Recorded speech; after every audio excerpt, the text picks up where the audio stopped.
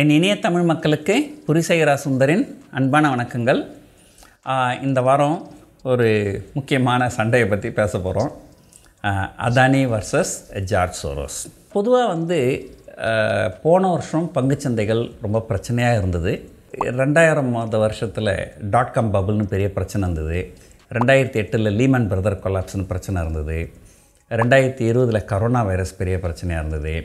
அதே போல் 2022 US inflation மிகப்பெரிய பிரச்சனையாக இருந்தது. ரஷ்யா யுக்ரைன் வாரும் பெரிய பிரச்சனையாக இருந்தது. அதனால் பங்குச்சந்தைகள்லாம் ஒரு மோசமான சூழ்நிலையில் இருந்ததுன்னு சொல்லலாம் 2022. அந்த மோசமான சூழ்நிலையிலிருந்து 2003 அடி எடுத்து வைக்கும்போது ஓரளவுக்கு இந்த பிரச்சனைகள்லாம் தீர்ந்துடும், பங்குச்சந்தைகள் நல்லாயிருக்கும் அப்படின்னு ஒரு புல்லிஷ் வியூ எடுத்திருந்தாங்க எல்லாருமே. நானும் அதுதான் எடுத்திருந்தேன்.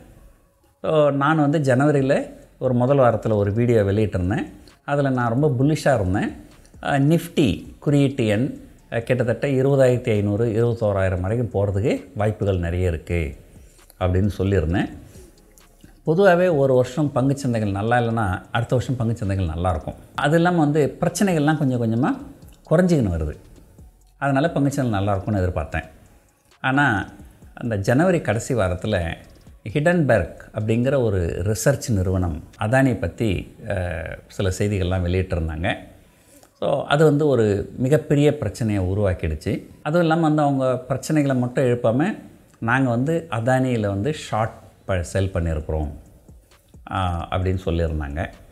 ஸோ இதனால் அதானியுடைய பங்குகள் கொஞ்சம் கொஞ்சமாக விழ ஆரம்பிச்சிது. இந்த வீடியோ வியாழக்கிழமை 23 ஷூட் பண்ணுறோம்.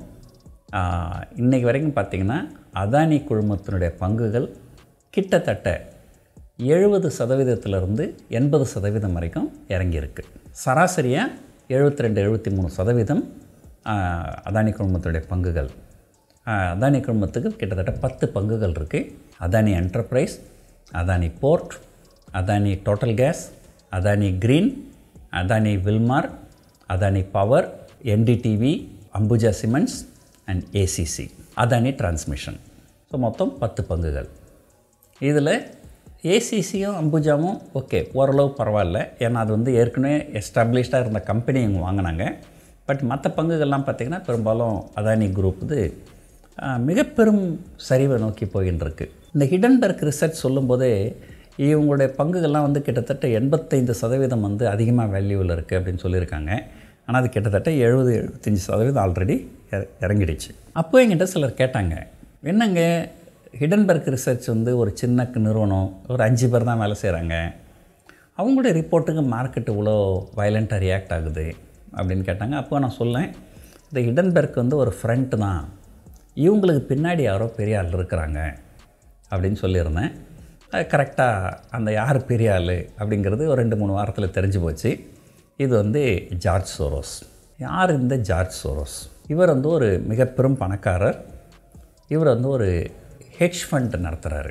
அமெரிக்காவில் ஹெட்ஜ் ஃபண்ட் அப்படிங்கிறது ரொம்ப ஃபேமஸ். இந்தியாவில் அவ்வளோ ஃபேமஸ் கிடையாது. ஸோ இவர் ஒரு மிக பிரபலமான ஹெட்ஜ் ஃபண்டை நடத்துகிறாரு. இவர் ஒரு மோஸ்ட் சக்ஸஸ்ஃபுல் ஹெட்ஜ் ஃபண்ட் நிறுவனத்துடைய தலைவர். இவர்கிட்ட பல பில்லியன் டாலர்ஸு இவருடைய சொந்த பணமும் இருக்குது, அந்த ஹெட்ஜ் ஃபண்ட் பணமும் இருக்குது. இவர் 1991 இங்கிலாந்தில் அந்த நாட்டுடைய கரன்சி ரொம்ப அதிகமான வேல்யூ இருக்குது அப்படின்னு சொல்லி அதை ஷார்ட் செல் பண்ணியிருந்தார். கிட்டத்தட்ட $10 பில்லியன் ஷார்ட் செல் பண்ணியிருந்தார். அதை பண்ணிவிட்டு அவருக்கு கிட்டத்தட்ட அந்த டிரான்சாக்ஷனில் மட்டுமே அவருக்கு $1 பில்லியன் ப்ராஃபிட் கிடச்சிது. அதை பற்றி எனக்கு அதிகமான விவரம் தெரியாது. ஆனால் அதுக்கப்புறம் பிற்காலத்தில் 1997 தாய்லாந்து நாட்டுடைய கரன்சியை அவர் ஷார்ட் செல் பண்ணியிருந்தார். அப்போது அவர் $1 பில்லியன் ப்ராஃபிட் பண்ணார் அப்படின்னு ரிப்போர்ட் சொல்லுது. அந்த சமயத்தில் நான் சிங்கப்பூரில் இருந்தேன். அதனால் எனக்கு ஓரளவு அதை பற்றி தெரியும். சில இன்சைடர்ஸும் எனக்கு சொல்லியிருக்கிறாங்க. இது எங்கேயும் பத்திரிகைகளையும் வெளியே வராத செய்தி, நான் கேள்விப்பட்டதை சொல்கிறேன். அது உண்மையாகவும் இருக்கலாம், உண்மை இல்லாமலும் இருக்கலாம். தாய்லாந்தில் என்ன பண்ணாங்க, உங்களுக்கு புரிகிற மாதிரி இப்போ சொல்கிறேன். இப்போ நீங்கள் இங்கே போய் இந்தியன் வங்கியில் போய் நீங்கள் கடன் வாங்கணுன்னா உங்களுக்கு வட்டி விகிதங்கள் 8%, 10% இருக்கும். அதுவே நீங்கள் போய் யூஎஸ் டாலரில் போய் நீங்கள் லோன் வாங்கினீங்கன்னா உங்களுக்கு 2%, 3%த்துக்கே உங்களுக்கு லோன் கிடைக்கும். ஆனால் நீங்கள் வாங்க முடியாது. ரிசர்வ் பேங்க் வந்து உங்களுக்கு அதுக்கு அனுமதி கொடுக்காது. நீங்கள் போய் வெளிநாட்டில் போய் யூஎஸ் டாலரில் கடன் வாங்க முடியாது. பெரிய பெரிய நிறுவனங்கள் State Bank of India, HDFC bank, Reliance இவங்களாம் போய் வாங்கலாம். அது வந்து எக்ஸ்டர்னல் கமர்ஷியல் பாரோயிங் அப்படின்னு பேர். அதுக்கு உண்டான தகுதி அவங்களுக்கு இருக்குதான்றதை செக் பண்ணி ரிசர்வ் பேங்க் அலோவ் பண்ணுவாங்க. சாதாரண மனிதர்கள் நம்ம வாங்க முடியாது. தாய்லாந்தில் என்ன பண்ணிட்டாங்க, யார் வேணாலும் வந்து யூஎஸ் டாலரில் கடன் வாங்கிக்கலாம் அப்படின்னு அனுமதி கொடுத்துட்டாங்க. எல்லாருக்குமே வந்து சீப்பான இன்ட்ரெஸ்ட்டில் லோன் கிடைக்கும்போது அவங்க ஏன் லோக்கல் கரன்சியில் வாங்க போகிறாங்க, அவங்க எல்லோரும் யூஎஸ் டாலரில் வாங்கிட்டாங்க. அப்போது வந்து ஜார்ஜ் சோரோஸ் இது வந்து தப்பு அப்படின்னு சொல்லியிருக்கிறாரு. அவர் ஒரு ரெப்ரசன்டேட்டிவை அனுப்பி தாய்லாந்தினுடைய சென்ட்ரல் பேங்க் கவர்னரை சந்தித்து, நீங்கள் இந்த மாதிரிலாம் பண்ணக்கூடாது, இது தப்பு, நாளைக்கு ஒரு வேளை உங்கள் கரன்சி டிப்ரிஷியேட் ஆச்சுனால் இவங்க திருப்பி கொடுக்கும்போது, நீங்கள் யூஎஸ் டாலரில் வாங்கினீங்கன்னா வட்டி கம்மியாக இருக்கும், நாளைக்கு திருப்பி கொடுக்கும்போது அந்த யூஎஸ் டாலரில் தான் கொடுக்கணும். ஒரு உதாரணத்துக்கு, போன வருஷம் நான் யூஎஸ் டாலரில் ஒரு டாலர் கடன் வாங்கியிருந்தேன்னா அதை வாங்கி இங்கே கொண்டு வரும்போது எனக்கு 72 ரூபா தான் கிடச்சிருக்கும். ஆனால் இன்றைக்கி நான் அந்த பணத்தை திருப்பி கொடுக்கணுன்னா நான் 83 ரூபா கொடுக்கணும். ஸோ எனக்கு வட்டி 2%, 3% தான். ஆனால் அசல் வந்து எனக்கு பிரின்சிபல் நம்முடைய இந்தியன் கரன்சி டிப்ரிஷியேட் ஆகிட்டதுனால அதனால் நான் ஒரு 10% எக்ஸ்ட்ரா கொடுக்க வேண்டி வரும் அப்படின்னு சொன்னதுக்கு, எங்களுடைய கரன்சிலாம் டிப்ரிஷியேட் ஆகாது, எங்ககிட்ட நிறைய ஃபாரின் ரிசர்வ்ஸ் இருக்குது, நாங்கள் டிஃபெண்ட் பண்ணுவோம் அப்படின்னு தாய்லாந்து சென்ட்ரல் பேங்க்குடைய கவர்னர் சொன்னதாக கேள்வி. அதுக்கு வந்து அந்த ரெப்ரசன்டேட்டிவ் வெளியே வந்து ஜார்ஜ் சோரோஸ்க்கு ஃபோன் பண்ணி, அவங்கக்கிட்ட நிறைய ஃபாரின் ரிசர்வ்ஸ் இருக்கான், அதனால் அவங்க டிஃபெண்ட் பண்ணுவாங்களாம், அவங்க கரன்சி வந்து டிப்ரிஷியேட் ஆகாதாம் அப்படின்னு சொல்லியிருக்கிறாரு. அதுக்கு ஜார்ஜ் சோரோஸ் கேட்டிருக்கிறாரு, எவ்வளோ ஃபாரின் கரன்சி வச்சுருக்கிறாங்க அப்படின்னு கேட்டதுக்கு ஏதோ ஒரு பதில் சொல்லியிருக்கிறார். அவ்வளோ வச்சுருக்கிறாங்களா, இத்தனை பில்லியன் வச்சுருக்கிறாங்களா, அத்தனை பில்லியனுக்கு நீங்கள் தாய்லாந்து பாட்டை ஷார்ட் அடிங்க அப்படின்னு சொல்லியிருக்கிறாரு. அது அடிச்சிருக்கிறாங்க. அதனால் தாய்லாந்து பாட் கதி கலங்கி போச்சு. ஒரு யூஎஸ் டாலருக்கு 25 பாட் அப்படின்னு இருந்தது. ஒரு 2-3 மாதத்துலேயே ஒரு யூஎஸ் டாலருக்கு 55 பாட் அப்படின்ற அளவுக்கு வந்துடுச்சு. இது வந்து மிகப்பெரிய பிரச்சனையை உண்டாக்கிச்சு தாய்லாந்து நாட்டில். இது தாய்லாந்து நாட்டில் மட்டும் இல்லை, இதனுடைய ரிப்பிள் எஃபெக்ட்டு மற்ற நாடுகளுக்கும் பரவ ஆரம்பிச்சிது. சவுத் ஈஸ்ட் ஏஷியன் கண்ட்ரிஸ் அப்படின்னு சொல்லுவாங்க. ஆசியான் அப்படின்னு ஒரு குரூப் இருக்குது, association of south east Asian countries எக்கனாமிஸ்ன்ட்டு. அதில் வந்து கிட்டத்தட்ட 10 நாடுகள் இருக்குது. Singapore, Indonesia, Malaysia, Philippines, Cambodia, Laos, Vietnam, அதெல்லாம். இந்த 10 நாடுகளுமே வந்து ஒரு மிகப்பெரிய அளவில் பாதிப்பை ஏற்படுத்திச்சுது. எனக்கு நல்லா ஞாபகம் இருக்குது, அந்த 10 நாடுகள்லையும் சிங்கப்பூர் தான் மோஸ்ட் பவர்ஃபுல் கண்ட்ரி, ரொம்ப எக்கனாமிக்கலாக ரொம்ப ஸ்ட்ராங்கான கண்ட்ரி. ஆனால் சிங்கப்பூர்லேயே பிரச்சனைகள் கொஞ்சம் பெருசாக போய், நான் அப்போ வந்து சிங்கப்பூரில் ஆசிரியராக வேலை செஞ்சுருந்தேன். ஸோ எனக்கு சம்பளம்லாம் கொஞ்சம் குறைச்சாங்க. 1% தான் குறைச்சாங்க சம்பளம், அது ஒரு பெரிய விஷயம் இல்லை. ஆனால் இருந்தாலும் ஒரு சம்பளம் குறைக்கிறது அப்படின்றது கொஞ்சம் கஷ்டமான விஷயம் தான் இல்லையா. இது வந்து ஜார்ஜ் சோரோஸ் பற்றி இந்த மாதிரி கதைகள்லாம் சொல்லுவாங்க. ஸோ அவரே வந்து ஜெனரல் தியரி ஆஃப் ரிஃப்ளெக்சிவிட்டி அப்படின்னு ஒன்று சொல்லியிருக்கிறாரு.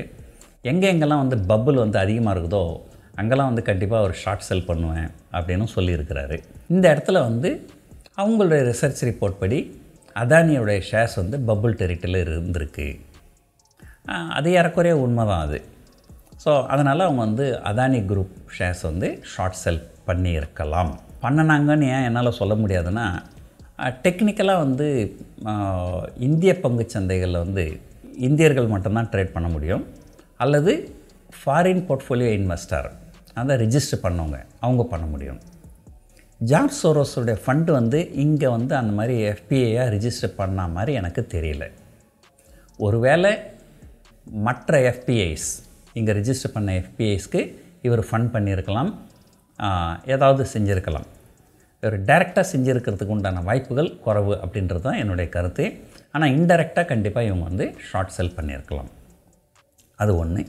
ரெண்டாவது, அதானியினுடைய பங்குகள் வந்து அதானி போர்ட், அதானி என்டர்பிரைஸ், இந்த 2 ஷேர் மட்டும்தான் ஃபியூச்சர்ஸ் அண்ட் ஆப்ஷன்ஸில் ட்ரேட் நடக்குது. மற்ற பங்குகள் வந்து எஃப்என்டோவில் இல்லை, அதனால் அதை ஷார்ட் செல் பண்ண முடியாது. Adani board, Adani enterprise. Again Adani port வந்து அந்தளவு வந்து ஒரு பபுள் டெரிட்டரி அப்படின்லாம் சொல்ல முடியாது. அது ஒரு ரீசனபிளான வேல்யூவேஷனில் ட்ரேட் நடக்கிற ஒரு பங்கு அது. அதனால் அதை ஷார்ட் அடிச்சிருப்பாங்களான்னா எனக்கு டவுட்டு.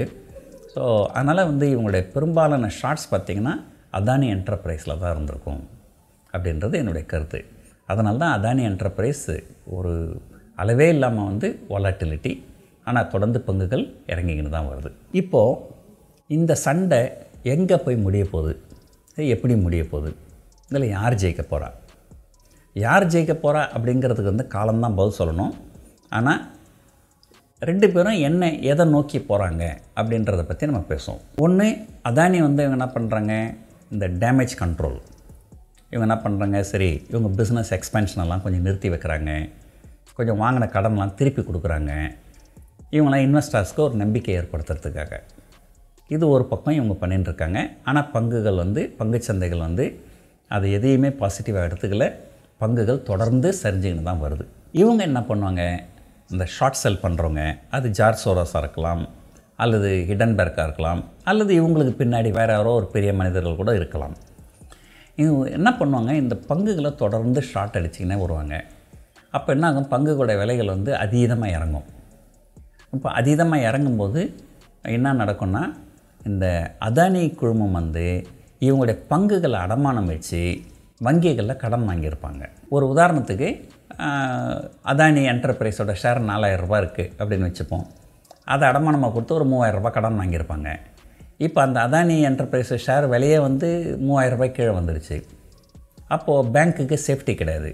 அப்போ பேங்க் என்ன பண்ணுவாங்க, நீங்கள் இன்னும் கொஞ்சம் ஷேர்ஸ் கொடுங்க பிளட்ஜிங்க்குன்னு கேட்பாங்க. அப்படி கொடுக்க முடியலைன்னு சொன்னால் அந்த ஷேரை அவங்க எடுத்து விற்பாங்க. இதுக்கு வந்து பங்குச்சந்தையில் வந்து மார்ஜின் கால் அப்படின்னு சொல்லுவாங்க. இந்த மார்ஜின் கால் வர்ற வரைக்கும் இவங்க ஷார்ட் அடிச்சுக்கின்னு இருப்பாங்க. ஏன், அதுக்கப்புறம் மார்ஜின் கால் வந்ததுனாக்கா வங்கிகளை அந்த பங்குகளை எடுத்து விற்க ஆரம்பிப்பாங்க. அப்போ இன்னும் பெரிய லெவலில் இறங்கும். அப்போ இவங்க ஷார்ட்டை வந்து இவங்க கவர் பண்ணிவிடுவாங்க. இது வந்து ஒன்று. இது வந்து எந்த அளவுக்கு இது நடக்க போகுது, இவங்களுடைய பிரச்சனைகள் வந்து மார்ஜின் கால் இந்தியாவில் மட்டும் கிடையாது. சமீபத்தில் வந்த செய்தி, கௌதம் அதானியுடைய அண்ணன் வினோத் அதானி, அவர் வந்து ஒரு ரஷ்யன் பேங்க்கில் $263 மில்லியன் கடன் வாங்கியிருக்கிறார். அந்த கடனை வாங்கி அதில் 258 மில்லியன் யாரோ பேர் சொல்லாத ஒருத்தருக்கு கடனாக கொடுத்துருக்கிறார். அது வேறு யாராக இருக்கும், அது கௌதம் அதானியாக தான் இருக்கும். ஆக மொத்தத்தில் இது இவங்க தான் கடன் வாங்கியிருக்கிறாங்க. இந்த கடனுக்கு என்ன ஈடாக கொடுத்துருக்குறாங்க அப்படின்னு பார்த்திங்கன்னா, ஒரு 2 ஃபண்டு, ஃபாரின் ஃபண்ட்ஸ் வந்து அது கேரண்டராக நின்று இருக்கிறாங்க. அந்த 2 ஃபண்டுமே வந்து அதானி ஷேர்ஸ் மட்டும்தான் வச்சுருக்காங்க. அப்படின்னா இன்டெரக்டாக அதானியோட ஷேர்ஸை ப்ளச் பண்ணி கடன் வாங்கின மாதிரி தான். டெக்னிக்கலாக அப்படி இல்லைனாலும் ப்ராக்டிக்கலாக அதுதான் உண்மை. இப்போ இவங்களுடைய அதானியோடைய பங்குகளுடைய விலை இறங்க அந்த ரஷ்யன் பேங்க்கும் கேள்வி கேட்பாங்க, எங்களுக்கு என்ன சேஃப்டி இருக்குது. அப்போ என்ன பண்ணுவாங்க, ஒன்று அந்த பணத்தை திருப்பி கட்ட சொல்லுவாங்க, அல்லது இந்த ஷேர்ஸ் எடுத்து அவங்க விற்பாங்க. இந்த மார்ஜின் கால் வந்ததுனால் இந்திய வங்கிகள் மட்டுமல்லாமல் வெளிநாட்டு வங்கிகளும் இவங்களுடைய ஷேர்ஸை எடுத்து விற்கிறதுக்கு உண்டான வாய்ப்புகள் நிறைய இருக்குது. அந்த மார்ஜின் கால் வந்ததுனால் பிரச்சனை ரொம்ப பெருசாக இருக்கும். ஆல்ரெடி அதானி குழுமத்தினுடைய பங்குகள் 70%, 75% இறங்கி இருந்தாலும் மெயின் பிக்சர் இதுக்கு மேலே தான் வரும். இது வந்து வெறும் ட்ரெய்லர் மட்டும்தான். ஸோ இதுதான் வந்து இந்த ஷார்ட் செல்லர்னுடைய அல்டிமேட் கோல். அதாவது நான் வந்து ஒரு 4000 ரூபாய் இருக்கும்போது இவங்க ஷார்ட் அடிச்சு 2000 ரூபாய் கொண்டு வந்துட்டாங்கன்னா, அதுக்கப்புறம் பேங்க்லாம் எடுத்து விற்கும்போது தானே அது 2000 ரூபாயிலேருந்து 500 ரூபாய்க்கு வந்துடும். அப்போ இவங்க 4000 ரூபாய்க்கு விற்றது 500 ரூபாயில் கவர் பண்ணிட்டு நல்லா ப்ராஃபிட் பண்ணிட்டு போயிடுவாங்க. இந்த மார்ஜின் கால் வந்தால் தான் பேனிக் வரும். பேனிக் வந்தால் தான் ஒரு லோவை நோக்கி போகும். அது கேபிச்சுலேஷன் பீரியட் அப்படின்னு சொல்லுவாங்க. அதாவது சரண்டர். அந்த ஷேர் வந்து அப்படி ஒரு அடிமாட்டு விலைக்கு போகணும். அப்போ தான் வந்து அவங்க வந்து அந்த பங்குகளை ஷார்ட் பண்ணதை வாங்குவாங்க. இது இல்லாமல் வந்து வேறு சில பிரச்சனைகள் எல்லாமும் இருக்குது. எல்ஐசி வந்து கிட்டத்தட்ட 30,000 கோடி வந்து முதலீடு பண்ணியிருக்கிறேன்னு சொன்னாங்க. ஜனவரி 27 வரைக்கும், அந்த தேதி வரைக்கும் அவங்களுடைய முதலீடு 30,000 கோடி. அது வந்து கிட்டத்தட்ட 56,000 கோடியாக இருந்திருக்கு சந்தை மதிப்பு அப்படின்னு சொல்லியிருந்தாங்க. அப்புறம் பார்த்திங்கன்னா ஜனவரி 27 இன்றைக்கி வரைக்கும் பார்த்திங்கன்னா கிட்டத்தட்ட அது அந்த 56,000 கோடியில் எப்படி ஒரு 35,000 கோடி லாஸ் ஆகிட்ருக்கோன்னு நினைக்கிறேன். ஸோ இப்போ எல்ஐசியே வந்து லாஸில் இருப்பாங்க. இப்போ எல்ஐசி லாஸில் இருந்தாங்கன்னா அவங்களுடைய அடுத்த குவார்ட்டர் ரிசல்ட் வந்து பெருமளவில் பாதிக்கும். ஸோ ஒன்று அவங்க அந்த ஷேர்ஸை எடுத்து விற்கணும், விற்கலைன்னா இன்னும் தொடர்ந்து கீழே போச்சுன்னா அவங்களுடைய பர்ஃபார்மன்ஸ் பாதிக்கும். ஸோ அகைன் இதுவும் வந்து கிட்டத்தட்ட மார்ஜின் கால் மாதிரி தான். இது மார்ஜின் கால் கிடையாது, ஆனால் இது கிட்டத்தட்ட மார்ஜின் கால் மாதிரி தான். ஸோ இந்த மாதிரி ஒரு பெரிய பெரிய இன்ஸ்டிடியூஷன்ஸ் எல்லாம் வந்து ஒரு மார்ஜின் கால் அப்படின்ற அளவுக்கு கொண்டு வந்து நிறுத்திட்டாங்கன்னா சரிவு வந்து ரொம்ப பெரிய அளவில் இருக்கும். ஸோ இதுதான் வந்து ஷார்ட் செல்லர்ஸனுடைய நோக்கம். இந்த ஷார்ட் செல்லர்ஸ் ஜெயிக்க போகிறாங்களா இல்லை அதானி ஜெயிக்க போகிறாரா, அதுக்கு காலம்தான் பதில் சொல்லணும். ஆனால் இதில் வந்து நாம் கற்றுக்க வேண்டிய பாடம் என்ன? நம்பர் 1, எந்த ஒரு நிறுவனமாக இருந்தாலும் இந்த ஸ்கேம் அப்படின்னு ஒரு வார்த்தை வெளியே வந்ததுன்னா அதுலேருந்து நம்ம வெளியே ஓடி வந்துடுறது நல்லது. கொஞ்ச நாளைக்கு குறைஞ்சபட்சம் 1 வருஷத்துக்கு 1.5 வருஷத்துக்கு அதானி பங்குகளை வாங்காமல் இருக்கிறது நல்லது. இது 1. 2வது, நாம் வந்து அதானிக்கும் நமக்கும் சம்மந்தம் இல்லை, ஹிண்டன்பர்க்குக்கும் நமக்கும் சம்மந்தம் இல்லை, ஜார்ஜ் சோரோஸ்க்கும் நமக்கும் சம்மந்தம் இல்லை. ஆனால் இந்திய பங்குச்சந்தைக்கும் நமக்கும் சம்மந்தம் இருக்குது. ஸோ அதானி குழுமம் கீழே போகும்போது அவங்க மட்டும் தனியாக போக மாட்டாங்க, கூடவே பேங்க்ஸு, எல்ஐசி எல்லோரையும் கீழே இழுத்துன்னு போவாங்க. இதனால் ஒட்டுமொத்த பங்குச்சந்தையும் மந்தமான நிலையை நோக்கி போகிடுமோ அப்படின்னு ஒரு பயம் இருக்குது. இப்போ வரைக்கும் நடந்திருக்கிற விஷயத்தை வச்சு பார்க்கும்போது அதுதான் உண்மை. நான் ஏற்கனவே சொன்ன மாதிரி நான் ரொம்ப புல்லிஷாக இருந்து நிஃப்டி 20,500 21,000 போகும் அப்படின்னு சொன்னேன். ஆனால் இப்போ பார்த்திங்கன்னா 20,000 போகுமா அப்படிங்கிறது ஒரு மிகப்பெரிய கொஷின் மார்க்காக தான் இருக்குது. இந்த வருஷம் பார்த்திங்கன்னா ஜனவரி மாதம் போன டிசம்பர் கடைசி நாள் வந்து கிட்டத்தட்ட 18,200 அப்படிங்கிற அளவில் பங்குச்சந்தைகள் முடிஞ்சுது. ஒரு 10% வச்சிங்கன்னா கூட அது வந்து கிட்டத்தட்ட 20,000 போகணும். நீங்கள் வங்கி வைப்பு நிதியில் வச்சாலே உங்களுக்கு 8%, 7.5%, 8% இன்ட்ரெஸ்ட் கிடைக்குது. ஒரு 10% கூட பங்குச்சந்தை ஏறலன்னு வச்சிங்களேன், அப்புறம் எதுக்கு இங்கே ரிஸ்க் எடுத்து இங்கே முதலீடு பண்ணுறது? ஆனால் அந்த 10% வச்சிங்கனாலே கிட்டத்தட்ட 20,000 நோக்கி போகணும். அந்த 20,000 போகுமா அப்படிங்கிறது மிகப்பெரிய கேள்விக்குறி தான். இன்னொரு 1 மாதம் 2 மாதத்துக்குள்ளே பிரச்சனைகள் தீர்ந்துட்டால் நல்லாயிருக்கும். அப்படி இல்லைன்னா அடுத்தடுத்து வந்து பார்த்திங்கன்னா கர்நாடகாவில் ஸ்டேட் எலெக்ஷனு, அதுக்கப்புறம் நவம்பரில் ஒரு 5 ஸ்டேட் எலெக்ஷனு, அதுக்கப்புறம் அடுத்த வருஷம் மே மந்த் வந்து பார்லிமெண்ட் எலெக்ஷனு.